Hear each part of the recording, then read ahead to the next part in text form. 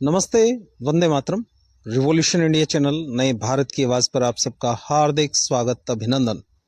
दर्शकों, जैसा कि हर बार मैं एक वायदा करता हूं, किसी ना किसी ऐसी खास शख्स से मुलाकात कराऊंगा। और आज के हमारे खास मेहमान associate professor engineer Pankaj Kushwaha ji हमारे साथ हैं। पंकज कुशवाहा जी, आपका रिवॉल्यूशन इंडिया चैनल पर हार्दिक स्वागत, अभिनंदन। आप 2 बार यूपीएससी मेन क्वालिफाई हैं। आप यूपीटी यू में भी आप प्रोफेसर रहे हैं। आप मुंबई यूनिवर्सिटी में भी प्रोफेसर रहे हैं और वर्तमान में आप कुरुक्षेत्र यूनिवर्सिटी में भी आप अध्यापन कार्य कर रहे हैं। ये हम घटनाएं जो देश के विभिन्न प्रदेशों में जो भाषा के नाम पर जो देखते हैं, उसको कितना आप उचित मानते हैं? आपकी जो विद्वता है, आपका जो पूरे भारतवर्ष का भ्रमण है, वो क्या दिशा और दशा देता है, क्या मार्गदर्शन देता है कि किस प्रकार से देश जा रहा है और क्या हमें जाना चाहिए या नहीं जाना चाहिए? इंजीनियर पंकज कुशवाहा जी। जी सर, आपका सबसे पहले तो बहुत बहुत धन्यवाद कि आपने हमें इस काबिल समझा, शुक्रिया। अपने चैनल पे बोलने का मौका दिया। जी। देखिए, प्राचीन काल से हमारे जो ऋषि मुनि हैं वो इस परंपरा पे रहते रहे कि वसुधैव कुटुंबकम। क्या बात है। लेकिन आज हम देख रहे हैं कुछ राजनीतिक लोग, हम ये कहेंगे कि ऐसे लोग जो कि राजनीति में फेल हैं। आप बहुत बड़ी बात कह रहे हैं। अब जब उनको कुछ भी ऐसा मुद्दा नहीं मिल रहा जनता से जुड़ा हुआ या जनता के हित का, जनता के हित का, जिसको कि वो जनता को इस तरह से रिप्रेजेंट कर सकें कि हम तुम्हारे लिए ये कर सकते हैं जी, हम तुम्हें साइंटिस्ट बना सकते हैं, इंजीनियर बना सकते हैं, डॉक्टर बना सकते हैं, ऐसे मुद्दे इन सो कॉल्ड नेताओं के पास नहीं है। इसलिए अब वो क्या करें? तो अब यही बचा है कि महाराष्ट्र में रहोगे तो मराठी बोलोगे। अभी आपने हरियाणवी बात की जी। भाई, ये कोई देश जो है हमारा, ऐसा नहीं है कि एक पर्टिकुलर भाषा के लिए है। संविधान में कोई भी अभी तक ऐसी भाषा निर्धारित नहीं की गई है कि ये हमारी राष्ट्रभाषा है। राजभाषा है, लेकिन राष्ट्रभाषा कोई नहीं है। आप बहुत बड़ी बात कर रहे हैं, ऑन कैमरा कह रहे हैं कि संविधान में, जी संविधान में लिखा है ये। जी, राष्ट्रभाषा अभी तक कोई नहीं है। प्रयास हुआ था कि हिंदी को बनाना चाहिए जी, लेकिन अभी तक वो इम्प्लीमेंटेड नहीं है। जमीनी स्तर पर लागू नहीं हो पाया। ठीक है, उसमें यही सब प्रॉब्लम आ जाती हैं। हमें सबसे ज्यादा दुख इस बात का होता है कि भारत के लोग अंग्रेजी को तो स्वीकार कर रहे हैं। अंग्रेजों की भाषा को, जिन्होंने हमको 350 साल गुलाम बना के रखा, उनकी भाषा को बोलने में कोई ऐतराज नहीं है। उनकी भाषा हाथ जोड़ के स्वीकार करते हैं जी। लेकिन जब बात हिंदी की आती है, आपके खुद के देश की भाषा, तो वहां पे आपको प्रॉब्लम हो जाती है। आप उस अंग्रेजी भाषा की बात कर रहे थे। सुबह उठते ही स्टार्ट करते हैं गुड मॉर्निंग से और सोते वक्त गुड नाइट तक वही भाषा, और उस भाषा के बगैर ऐसा महसूस करते हैं कि शायद इस भाषा के बगैर कहीं कोई काम नहीं चलेगा या कहीं रोजगार नहीं मिल पाएगा। आप इसको किस नजरिए से देखते हैं कुशवाहा साहब? जब देश गुलाम था तो एक अंग्रेज आया था, मैकॉले। इतिहास के पन्नों में लॉर्ड मैकॉले के नाम से जाना जाता है जी। बड़े दुख की बात है कि आज भी इतिहास में लॉर्ड शब्द है। लॉर्ड का मतलब स्वामी, भगवान, ऐसा कुछ, ऐसा ही होता है।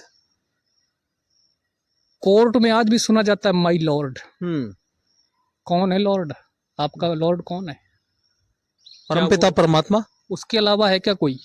लेकिन हमारे इतिहास में आज भी लॉर्ड शब्द का इस्तेमाल है। Lord Mountbatten, Lord Macaulay, Lord Dalhousie.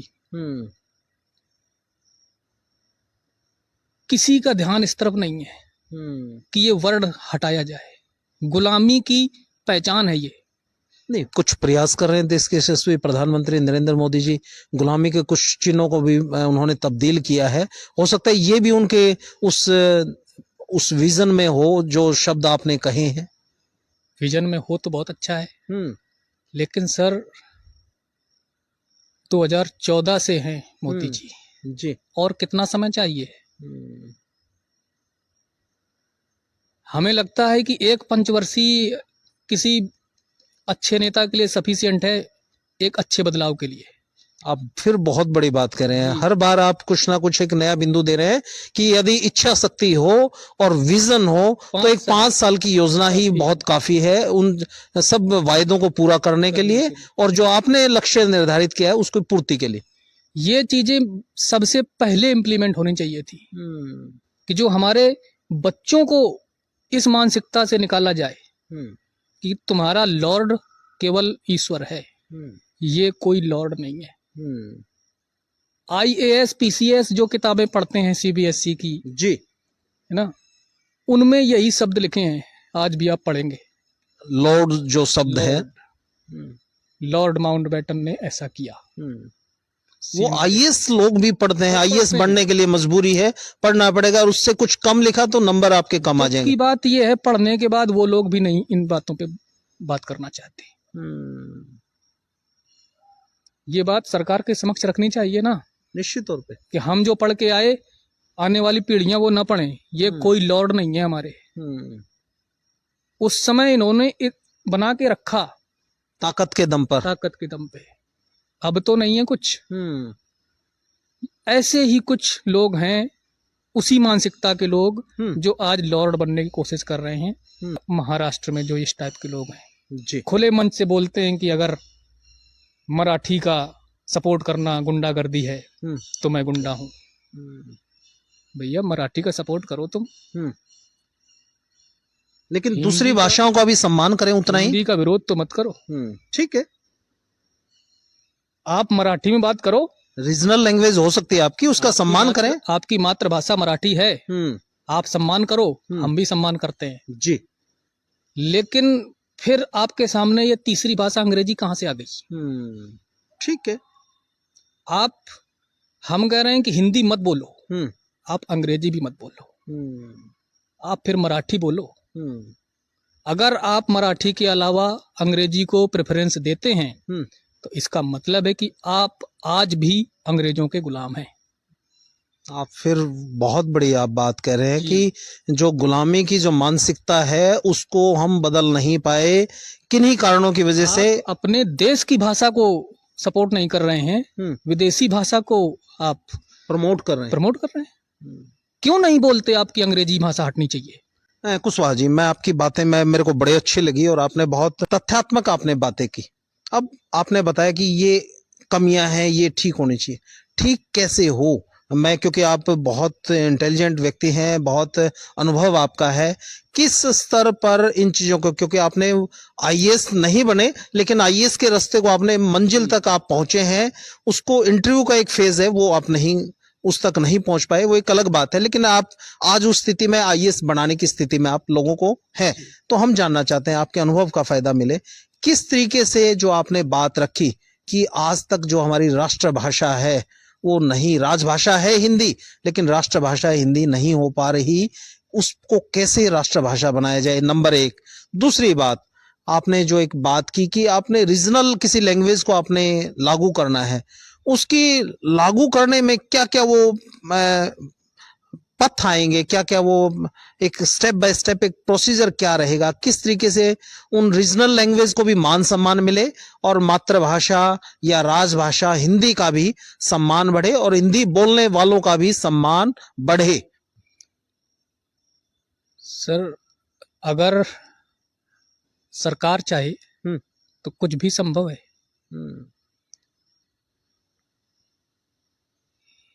School जो खुल रहे हैं आज के समय में, जो स्कूल चल रहे हैं अच्छी तरह से चल रहे हैं, हर जगह इंग्लिश का बोलबाला है। IAS के एग्जाम में आप देखेंगे जो सेलेक्ट होते हैं इंग्लिश मीडियम स्टूडेंट सबसे ज्यादा सेलेक्ट होते हैं। या बहुत बड़ी बात करें, हिंदी मीडियम के स्टूडेंट नहीं सिलेक्ट हो पाते। 10%, 90% इंग्लिश मीडियम वाले ही IAS IPS सिलेक्ट होते हैं, है ना।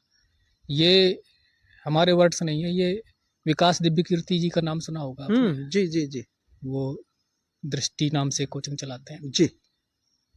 उनके वर्ड्स है कि हिंदी को हम ही लोग नहीं आगे बढ़ाना चाहते।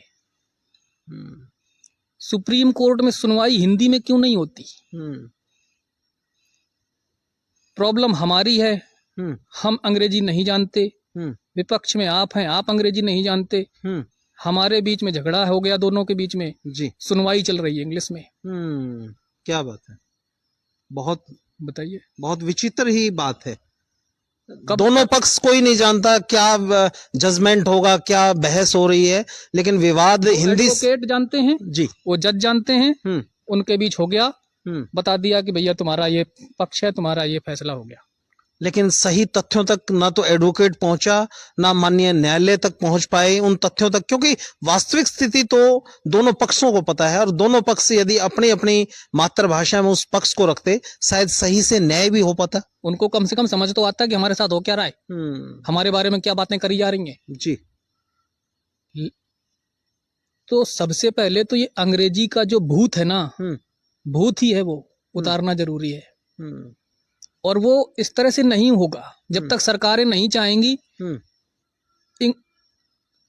मातृभाषा हमारी प्रमोट होनी चाहिए। आप अंग्रेजी को खत्म नहीं करो, अंग्रेजी पढ़ाना जरूरी है, ठीक है। हमें दूसरों की मानसिकता जानने के लिए दूसरों की भाषा जाननी पता होनी चाहिए जी, वो हमारी ताकत है, ताकत है वो। लेकिन उसके चक्कर में कहीं हम अपना अस्तित्व तो नहीं खो रहे। क्या बात है, बहुत बड़ी बात आप कह रहे हैं। अंग्रेजी को प्रमोट करने के चक्कर में आपने हिंदी को खत्म करने का प्लान बना लिया। जी है, वो वहां पे महाराष्ट्र में कहते हैं कि मराठी बोलोगे तभी यहाँ रहोगे। वहां वो बंगलौर में कहते हैं कि कन्नड़ बोलो, तमिलनाडु में कहते हैं तमिल बोलो। भाई हम बोलेंगे तमिल, तुम सिर्फ तमिल बोलो, ठीक है। तुम अंग्रेजी छोड़ो, ठीक है। तुम ना बोलो हिंदी, तुम अंग्रेजी छोड़ दो, सिर्फ तमिल बोलो, फिर हम देखते हैं। सीखा जा सकता है कि नहीं?